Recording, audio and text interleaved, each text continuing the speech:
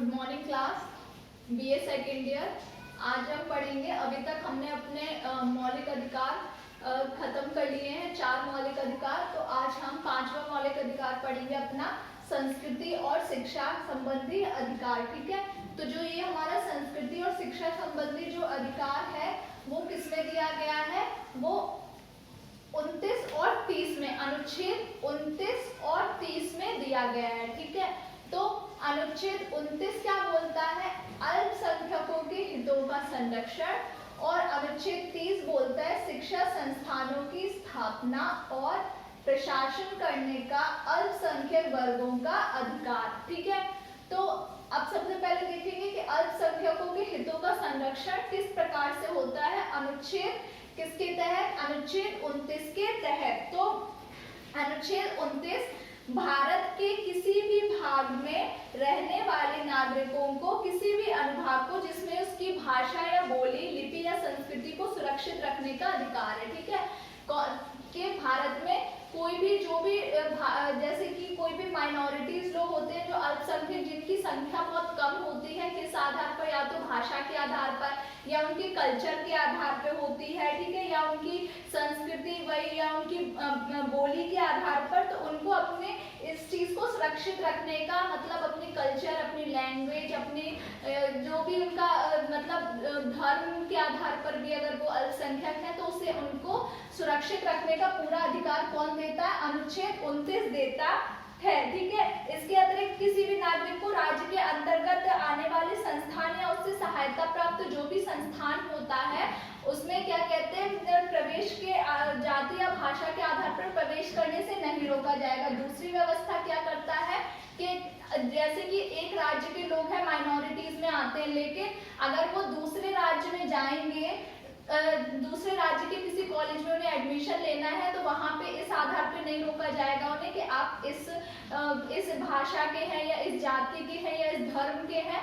अगर वो संस्थान राज्य द्वारा मान्यता प्राप्त है तो वहाँ पे क्या होगा, वहाँ पे इस आधार पे डिस्क्रिमिनेशन नहीं किया जाएगा। तो एक तो ये मतलब ये दो तरह की हमें स्वतंत्रता देता है। पहली तो कि अपनी जो भाषा के आधार पर या जो हमें भाषा को, अपने कल्चर को, अपनी लिपि को संरक्षित करने का अधिकार, और दूसरा समानता का अधिकार। किस तरीके से कि हम कोई भी स्टेट में जा सकते हैं, जो राज्य द्वारा जो सहायता प्राप्त जो भी कॉलेजेस होंगे वहाँ पे हमें एडमिशन लेने से नहीं रोका जाएगा। ठीक है, तो उसके बाद आता है तीसरे नंबर 30 जो अनुच्छेद 30 आता है, शिक्षा संस्थानों की स्थापना और प्रशासन करने का अल्पसंख्यक वर्गों का अधिकार। ठीक है, अब इसके अंतर्गत क्या होता है, इसके अंतर्गत सभी अल्पसंख्यक वर्गों को अपनी रुचि की शिक्षा संस्थानों की स्थापना, प्रशासन का अधिकार होगा। ये बोलते हैं कि जो भी अल्पसंख्यक होंगे उनको अपनी रुचि का, अपनी इंटरेस्ट के हिसाब से शिक्षा संस्थानों की स्थापना कर सकते हैं। वो प्रशासन, जैसे आपने देखा होगा जो मदरसे वगैरह होते हैं, जो मुस्लिम कम्युनिटी के लोग होते हैं, अल्पसंख्यक हैं वो, तो वो मदरसे स्थापित करवाते हैं ना, तो मदरसों में क्या करते हैं, वो अपनी शिक्षा देते हैं, अपने धर्म की शिक्षा देते हैं, तो उसका प्रशासन भी चलाते हैं, मतलब कि उसका प्रबंध भी करते हैं। तो राज्य ने उन्हें छूट दे रखी है, जैसे कि ईसाई समुदाय की जो ईसाई बहुत सारी मिशनरियां चलती हैं, ईसाई मिशनरियों में भी ईसाई धर्म की शिक्षा दी जाती है, और प्रबंध उनका जो भी प्रबंध होता है, प्रशासन होता है, तो वो भी उन्हीं के द्वारा किया जाता है। तो ये जो व्यवस्था है वो क्यों दी जाती है, ताकि ये जो अल्पसंख्यक लोग हैं, ये ईसाई जो हैं अल्पसंख्यक हैं और जो मुस्लिम अल्पसंख्यक हैं, इनको क्या दी जाए, इनको आगे बढ़ने का मौका दिया जाए। ठीक है, तो ये जो व्यवस्था है वो इसमें है। ठीक है, और क्या व्यवस्था है, राज्य द्वारा अल्पसंख्यक वर्ग की शिक्षा संस्था की किसी संपत्ति के अनिवार्य अर्जन के लिए निर्धारित क्षतिपूर्ति रकम से उनके लिए प्रत्याभूत अधिकार निर्बाधित या निराकृत नहीं होंगे। मतलब कि जो राज्य भी क्या करेगा, राज्य आर्थिक सहायता में अल्पसंख्यकों द्वारा प्रतिबंधित संस्थानों में विभेद नहीं करेगा। जो ये इनके जो संस्थान है, राज्य भी उनकी आर्थिक सहायता भी करेगा, उसमें किसी भी प्रकार का वो डिस्क्रिमिनेशन नहीं करेगा। ठीक है, तो एक तो इन्हें अपने शिक्षा संस्थानों को इसकी स्थापना करने और उसकी प्रबंध का अधिकार मिल जाता है, दूसरा उन्हें राज्य से आर्थिक सहायता भी प्राप्त हो जाती है। ठीक है, तो ये क्या था हमारा संस्कृति और शिक्षा संबंधी संबंधी अधिकार, जो 2 अनुच्छेद आते हैं इसके अंतर्गत, अनुच्छेद 29 और अनुच्छेद 30। अब हम पढ़ेंगे संवैधानिक उपचारों का अधिकार, जो हमारा सबसे लास्ट या 6वां मौलिक अधिकार है और सबसे इम्पोर्टेंट मौलिक अधिकार यही है, क्योंकि मूल अधिकारों की संवैधानिक घोषणा तब तक अर्थहीन है, उनका कोई भी तर्क नहीं है, या वो बिल्कुल कह लीजिए शक्ति विहीन है, जब तक कि कोई प्रभावी शक्ति मिशनरी उस पर उन्हें लागू करने के लिए उनका साथ ना दे। जब तक ये मौलिक अधिकार हमें मिल तो गए, लेकिन अगर इनको लागू करने के लिए अगर हमारी कोई शक्ति हमारे साथ नहीं होगी, तब तक इनका होना ना होना बराबर है। तो वो शक्ति हमें कहाँ से मिलती है?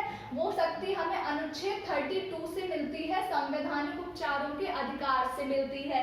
ठीक है, तो कैसे मिलती है? दूसरे शब्दों में हम जैसे क्या कह सकते हैं कि मौलिक अधिकारों के संरक्षण का अधिकार स्वयं ही मूल अधिकार है। मतलब कि जो मौलिक अधिकारों का जो संरक्षण का हमें अधिकार मिला है, मतलब जो बाकी जो मौलिक अधिकार है उनके संरक्षण का एक अधिकार हमें ये भी मिला है, तो ये खुद ही हमारा एक मूल अधिकार भी है। ठीक है, इसीलिए ये बहुत इंपॉर्टेंट है, इसीलिए डॉक्टर अंबेडकर ने इसको सबसे महत्वपूर्ण अनुच्छेद बताया है, और जिसके अंतर्गत उन्होंने क्या बोला है कि ये क्या है? संविधान की आत्मा और हृदय बोला है।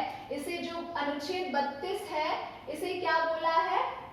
संविधान की आत्मा और हृदय।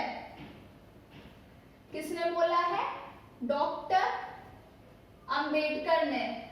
ठीक है, डॉक्टर अंबेडकर ने। ये कोट भी आता है, ये आपसे विकल्प के रूप में वो पूछ सकते हैं, ऑब्जेक्टिव के रूप में ये कोट करके दे सकते हैं कि संविधान अनुच्छेद 32 को संविधान की आत्मा और हृदय किसने बोला है। तो आपको बताना पड़ेगा कि किसने बोला है, वो डॉक्टर अंबेडकर जी ने बोला है। ठीक है, अब इन्होंने क्यों बोला है कि जो सर्वोच्च न्यायालय है उसने ऐसी व्यवस्था की है कि जो अनुच्छेद 32 है ना, वो संविधान की मूल विशेषता है। ठीक है, इस तरह से इसे संविधान संशोधन के तहत इसे बदला नहीं जा सकता है।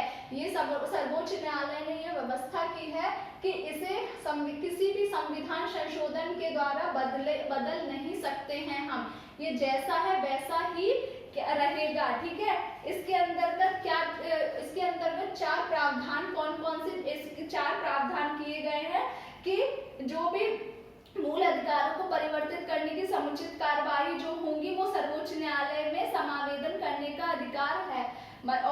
और एक और व्यवस्था क्या है कि अगर ये पता चलता है कि किसी व्यक्ति द्वारा या किसी राज्य द्वारा मौलिक अधिकारों का हनन हो रहा है, तो उनकी रक्षा करने का भी अधिकार संवैधानिक हमें किससे मिलता है? संवैधानिक उपचारों के अधिकार से, क्योंकि उनकी रक्षा करने का अधिकार सर्वोच्च न्यायालय को है। ठीक है, तो सर्वोच्च न्यायालय इनकी रक्षा करने के लिए 5 तरह की रिट जारी करती है। ठीक है, इन 5 तरह की रिट से हमारे मौलिक अधिकारों का संरक्षण होता है। कौन कौन सी रिट होती है 5 तरह की? सबसे पहले होती है बंदी प्रत्यक्षीकरण, फिर होती है परमादेश, फिर होती है प्रतिषेध, फिर होती है उत्प्रेषण और फिर आती है अधिकार रक्षा। ठीक है, तो ये 5 प्रकार की रिट होती है। अब सबसे पहले हम जानेंगे कि ये बंदी प्रत्यक्षीकरण क्या होता है। बंदी प्रत्यक्षीकरण के अंतर्गत मतलब होता है सशरीर प्रस्तुत होना, मतलब कि अगर किसी व्यक्ति को न्यायिक हिरासत में उसको जैसे कि उसे गिरफ्तार कर लिया गया है, तो क्या और अगर गिरफ्तार किया गया है और उसे मतलब न्यायालय को अगर ऐसा लगता है कि इसे अवैध रूप से गिरफ्तार किया गया है और उसे न्यायालय के समस्त मतलब प्रस्तुत किया जाता है। ठीक है, अगर किसी व्यक्ति को बंदी बनाया और उसे न्यायालय के समस्त प्रस्तुत किया। ठीक है, सशरीर प्रस्तुत करने का मतलब है उस व्यक्ति को कहाँ प्रस्तुत किया जाता है?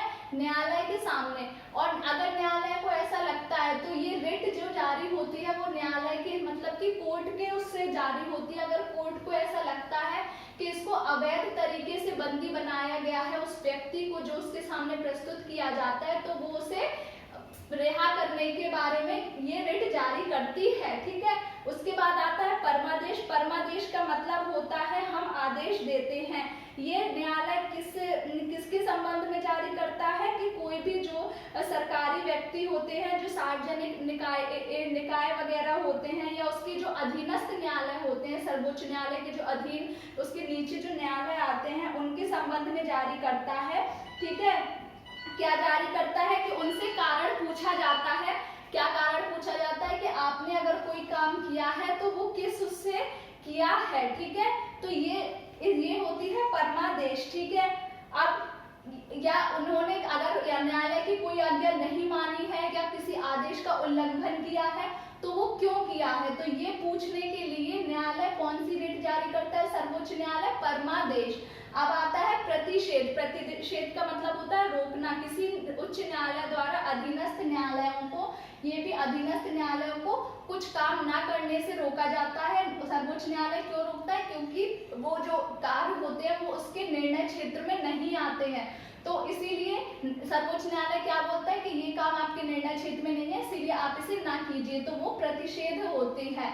ठीक है, उत्प्रेषण होता है अपने पास मंगवाना, वही बात है। उत्प्रेषण मतलब कि एक उच्च न्यायालय द्वारा अधीनस्थ न्यायालयों को जो भी मामले लंबित पड़े रहते हैं वो अपने पास मंगवा लेते हैं, ताकि उसमें क्या होता है कि वो उन्हें लगता है कि इस मामले की सुनवाई करने का हमें अधिकार है या हमें इस पे सुनवाई करनी चाहिए, तो वो उन्हें अपने पास मंगवा लेते हैं। उसके बाद आते हैं अधिकार प्रक्षा, मतलब कि अगर कोई सरकारी अधिकारी अपने अधिकार क्षेत्र से बाहर कोई काम करता है तो सर्वोच्च न्यायालय अधिकार प्रक्षा रिट जारी करता है और उससे पूछता है कि आपने ये काम किस अधिकार से किया, ये आपके अधिकार क्षेत्र से बाहर था। ठीक है, तो ये 5 प्रकार की रिट सर्वोच्च न्यायालय द्वारा जारी की जाती हैं। किस लिए जारी की जाती है, संविधान में जो मौलिक अधिकार दिए गए हैं उनकी रक्षा के लिए। ठीक है, थैंक यू।